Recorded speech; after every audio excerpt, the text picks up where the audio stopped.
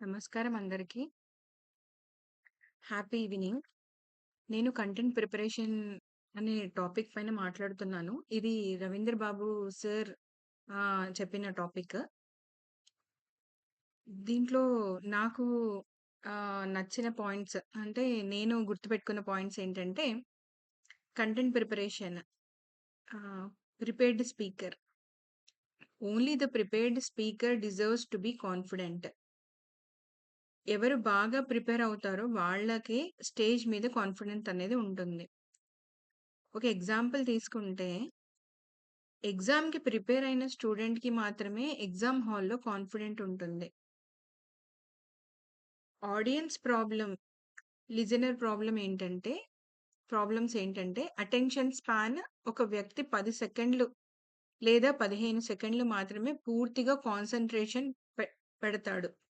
అందుకే speaker interesting examples కానీ, stories కానీ మనం చెప్పాలి. Listening dilemma. మనిషి ఒక్క నిమిషంలో 1000 పదాలు ఆలోచించగలుగుతాడు. కానీ 150 పదాలు మాత్రమే వినగలుగుతాడు. అందుకే ఆడియన్స్ మైండ్ పట్టి ఎక్కడికెక్కడికో వెళ్ళిపోతూ ఉంటుంది మన మైండ్ అనేది. లా ఆఫ్ ఫర్గెట్టింగ్ గురించి చెప్పారు. మనిషి విన్న విషయం చాలా త్వరగా మర్చిపోతాడు. ఒక్కరోజు ఉందనుకోండి ఆ ఇన్ఫర్మేషన్ 50% మాత్రమే గుర్తుపెట్టుకోగలుగుతాడు. ఒక వారం రోజులయిన తర్వాత 75% మర్చిపోతాడు. అందుకే స్పీకర్ లేదంటే ఆహ్, రిపీటెడ్‌గా విన్నవి మాత్రమే చాలా గుర్తుపెట్టుకోగలుగుతాడనమాట. రిపీట్ చేస్తూ ఉండాలి మనం. లా ఆఫ్ రిమెంబరింగ్ గురించి చెప్పారు. మనిషి ఎక్కువగా గుర్తుంచుకునేదేంటంటే రిసెన్సీ. అంటే చివర్లో చెప్పిన విషయాలు గుర్తుపెట్టుకుంటాము. ఫ్రీక్వెన్సీ. ఎన్ని సార్లు రిపీట్ చేస్తామో అవి మాత్రమే గుర్తుపెట్టుకుంటాము. ఇంపాక్ట్. ఎంత స్ట్రాంగ్ ఎగ్జాంపుల్స్ ఇస్తే అంతగా మనం గుర్తుపెట్టుకుంటాము. అప్లికేషన్స్. లైఫ్‌లో మనం ఎలా అయితే యూజ్ చేస్తామో, ఇంప్లిమెంట్ చేస్తామో వాటిని గుర్తుపెట్టుకోగలుగుతాము. Levels of communication. Levels of communication ఏం చెప్పారు అనంటే వొకాబులరీ చెప్పారు. మనం ఉపయోగించే పదాలు. వాయిస్ ఇన్‌ఫ్లెక్షన్ అంటే మన టోన్ గాని, మన పిచ్ కానీ, లేపోతే మన voice low, soft, high, loud ఇలాంటివన్నీ వాయిస్ ఇన్‌ఫ్లెక్షన్ కిందకొస్తాయి. Non verbal behaviour. మన ఫేషియల్ ఎక్స్‌ప్రెషన్స్ కానీ, మన బాడీ లాంగ్వేజ్ కానీ, మన గెస్చర్స్ కానీ, కమ్యూనికేషన్ ఇంపాక్ట్ రూల్స్ ఏంటంటే, కమ్యూనికేషన్‌లో ఇంపాక్ట్ రూల్స్ ఏంటంటే, 55% మన బాడీ లాంగ్వేజ్ ఉంటుంది. 38% మన వాయిస్ టోన్. 7% మాత్రమే మనం యూజ్ చేసే న్యూ వర్డ్స్ కానీ, ఏదైనా మనం యూజ్ చేసే కొత్త కొత్త వర్డ్స్. మెయిన్‌గా ఇట్ డిపెండ్స్ ఆన్ మన బాడీ లాంగ్వేజ్ పైన డిపెండ్ ఉంటుంది. మన డెలివరీ చేసే స్పీచ్ మాత్రం. కంటెంట్ ఈస్ ఎ కింగ్ అన్నారు. అంటే మన స్పీచ్‌లో కంటెంట్ చాలా చాలా ఇంపార్టెంట్. డెలివరీ అంటే failing to prepare is preparing to fail అని చెప్పారు. దీని మీనింగ్ ఏంటంటే ప్రిపేర్ కాకపోతే ఫెయిల్యూర్ ఆల్‌మోస్ట్ ఇంక షూర్ అన్నమాట.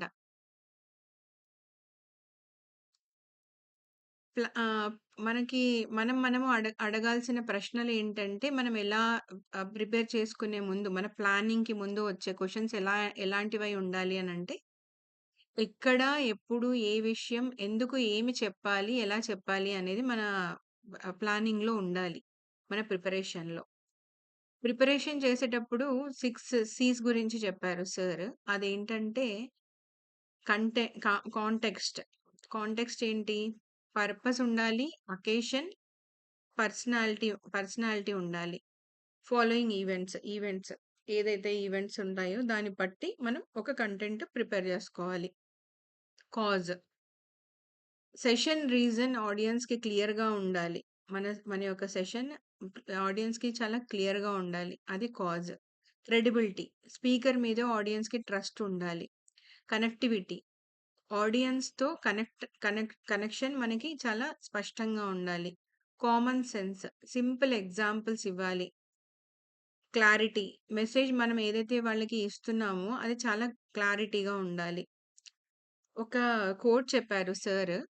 "Give me 6 hours to chop down a tree and I will spend the first 4 sharpening the axe" అని జెప్పేసి ఒక అబ్రహాం లింకన్ కోట్ చెప్పారు. ప్రిపరేషన్‌కి టైమ్ స్పెండ్ చేస్తే వర్క్ ఈజీ అవుతుంది. మనము ఎంత ప్రిపేర్ అవుతే అంత మనం సునాయాసంగా మనం స్పీచ్ చాలా పర్ఫెక్ట్‌గా ఇవ్వగలుగుతాము. క్రెడిబిలిటీ అంటే ఏంటి? క్రెడిబిలిటీ గురించి చెప్పారు. స్పీకర్ మీద ఆడియన్స్‌కి ఫస్ట్ ట్రస్ట్ ఉండాలి. ఒక బిలీఫ్ ఉండాలి. రెస్పెక్ట్ ఉండాలి. అదే క్రెడిబిలిటీ అంటే. స్పీకర్ మాట్లాడితే ఆడియన్స్ వినాలని అనుకోవాలి. ఇవాళ చెప్పేది ఏదైతే ఉందో అది మనకు చాలా యూజ్‌ఫుల్ అవుతుంది అని జెప్పేసి వాళ్ళు వినదలుచుకోవాలి మనం చెప్పే అదే స్పీచ్. ఎగ్జాంపుల్ వచ్చేసి ఒక డాక్టర్ హెల్త్ గురించి మాట్లాడితే మనం నమ్ముతాం.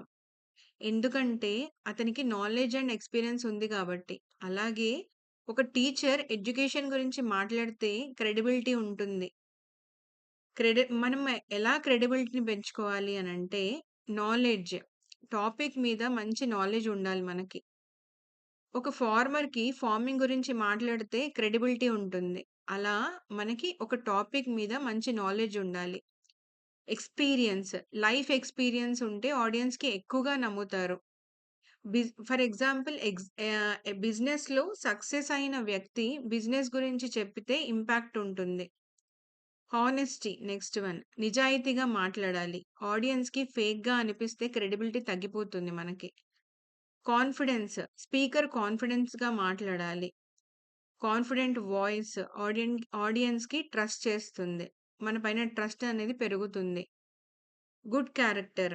స్పీకర్ బిహేవియర్ కూడా క్రెడిబిలిటీని ఇన్‌ఫ్లూయెన్స్ చేస్తుంది. దీనికొక చిన్న ఎగ్జాంపుల్ ఏంటంటే, ఒక గ్రామంలో ఇద్దరు స్పీకర్స్ వచ్చారు. ఒక గ్రామంకి. ఒకరు చాలా స్టైలిష్‌గా మాట్లాడారు కానీ నాలెడ్జ్ తక్కువగా ఉంది. మరొకరు సింపుల్‌గా మాట్లాడారు కానీ నిజమైన నాలెడ్జ్ చెప్పారు. ఆడియన్స్ చివరికి ఎవరి మాటలు నమ్మారు? నాలెడ్జ్ ఉన్న వ్యక్తిని మాత్రమే నమ్మారు.